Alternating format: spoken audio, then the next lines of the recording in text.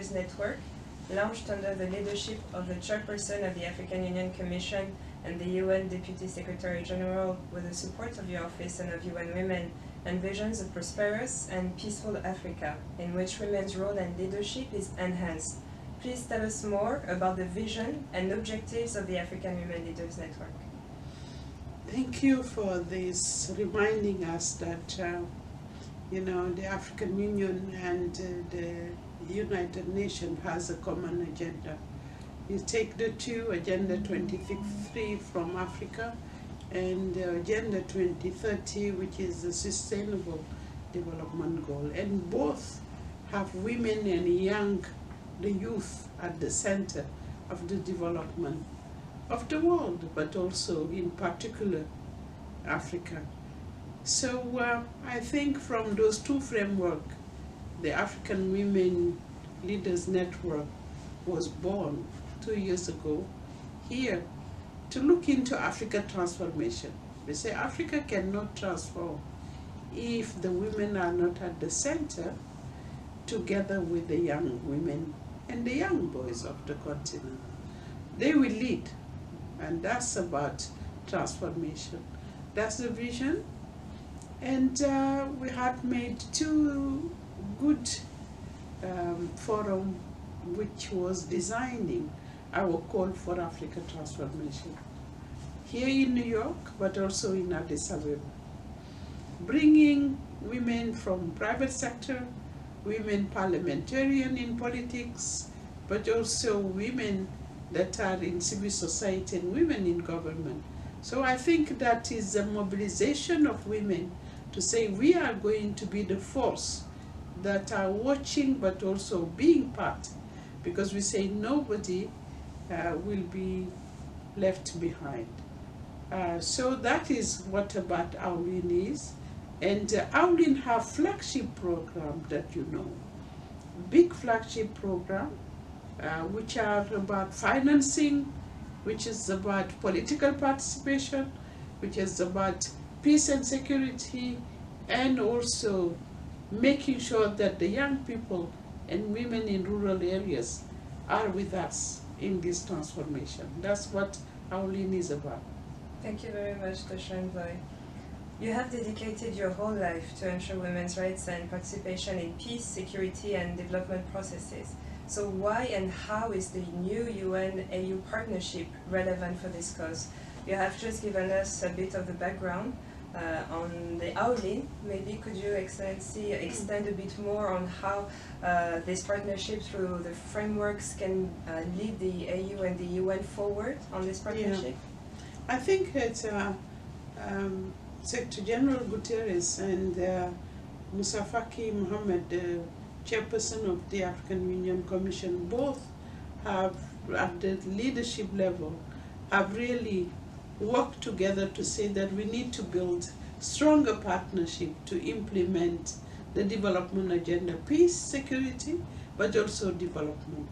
They agree, both of them, the AU have the parity principle, and now UN is putting in place a parity. So we could see that these two organizations have the same goal when it comes to gender equality. Yes, my life has been to combat gender inequality, but also promoting women's rights. But in particular, I focus all my energy on peace and security.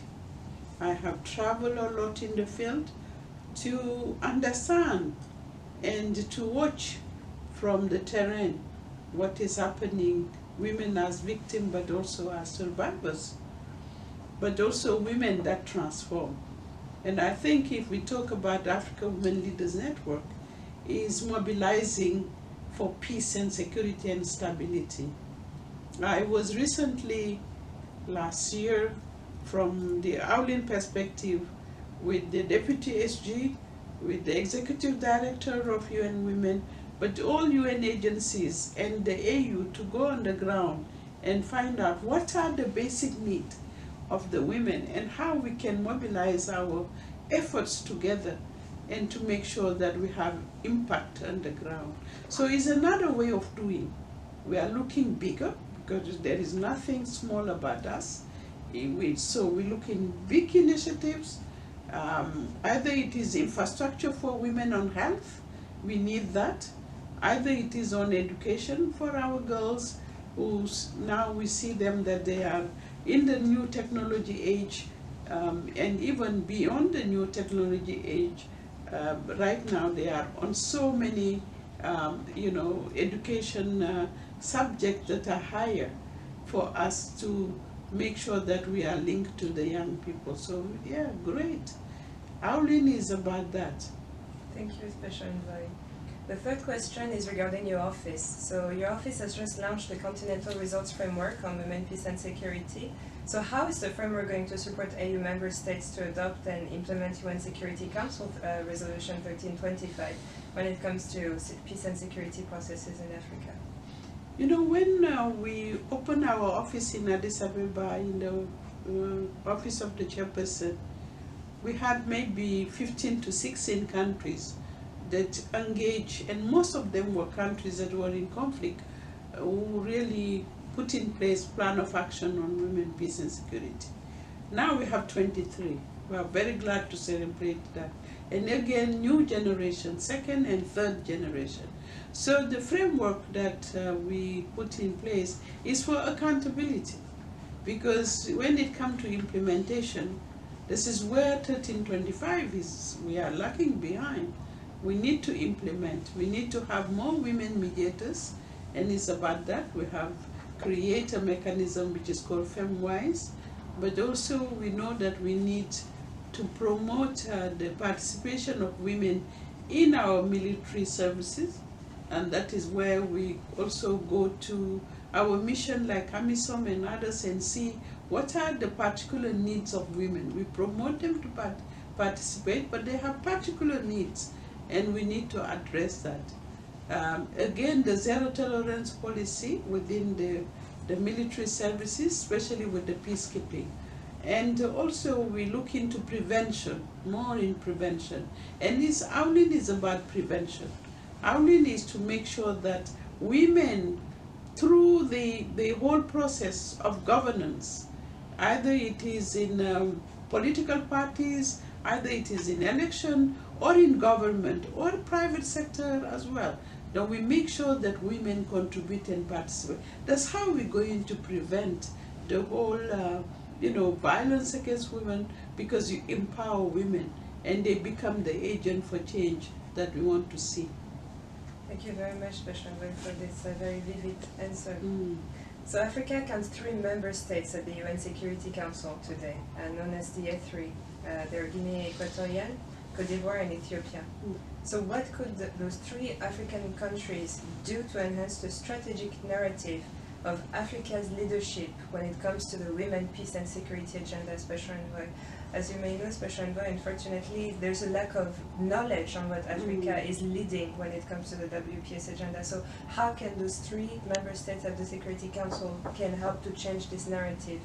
Yes, I was very glad that the last time we came back from the trip chair, Security Council was chaired by Sweden, and Madam Margot Wallström, who accompanied us during our mission in the field in either is a Lake Chad basin, but also in the Sahel. And we came, and Africa made a great contribution in the debate. But it's not sufficient. And I think the Auline is going now to mobilize more the African state, not just the 3 that are sitting there, but around, I think, Auline, you have now the friends. The friends, which mean that those who are permanent members of the Security Council, but the Africans that are there as well, and other development countries. So we need to continue to have that dialogue. During this General Assembly this year, I was very happy and proud to see the young people who spearheaded. They were the ones who set the tone here in the House of the Africa. And the intergenerational dialogue we had with them. And second, to see that Auline members and the friends of Auline were in the room to have that discussion on how do we move the agenda this agenda of development forward. So it was great to see that members of the Security Council, all of them, including the African, who are leading it, to be with us. And we need to do the same thing in Addis Ababa, but other places as well.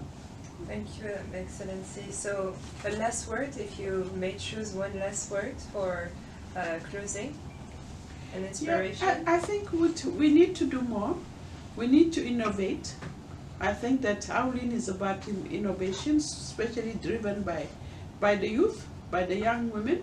So I'm sure that by next year we will be able to show cases of success stories that women have done, especially the young people, in the field, on peace, security, on financing, as well, on political participation. So we will measure progress. We will use our own metrics to measure the what we are doing, the progress, but also showcases of best practices. So I think I